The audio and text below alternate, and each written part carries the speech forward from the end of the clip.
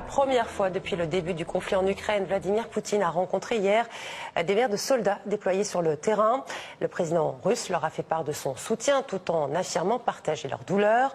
Vladimir Poutine qui a également réaffirmé son optimisme quant au succès militaire russe.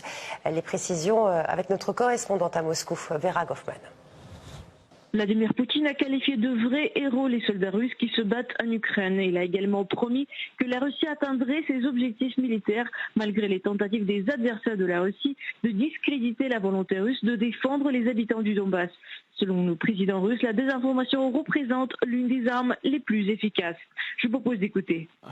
L'ennemi est aussi présent dans la sphère informationnelle. Vous avez dit qu'ils essayaient de convaincre quelqu'un de quelque chose, de lancer de fausses informations, d'inciter à certaines actions. Mais à quel type d'action incitent-ils ?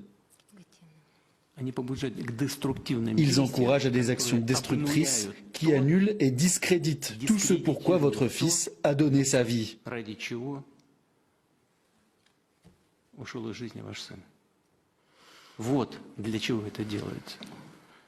C'est ça qu'ils veulent, déprécier ce que nos gars font.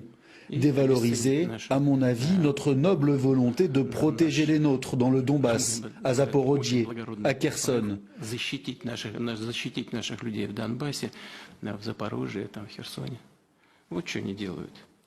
Dévaloriser tous nos efforts et ce qui est fait par nos gars.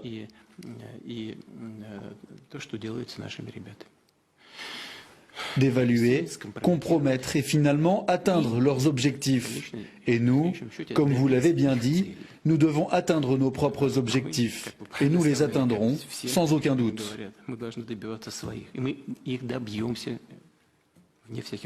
Le président russe a également souligné que l'armée russe ne se battait pas contre les citoyens ukrainiens, mais avec ceux qui les exploitent, je cite, comme de la chair à canon. Écoutez. Contrairement à ceux à qui nous sommes contraints d'avoir affaire, il faut dire que ce n'est pas à eux que nous sommes contraints de faire la guerre, mais à ceux qui leur fournissent tout, qui les payent et qui les utilisent en fait comme de la chair à canon. Je n'exagère pas. Ils ne font pas attention aux pertes là-bas, pas du tout. Et ceux qui ne se comportent pas comme il faut sont fusillés devant les rangs.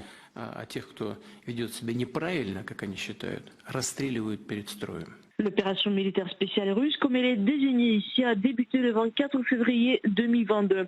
Le 21 septembre, le président russe décrétait une mobilisation partielle parmi les réservistes ayant une expérience du combat. Le nombre total de recrues enregistrées durant cette mobilisation s'élève approximativement à 300 000 soldats.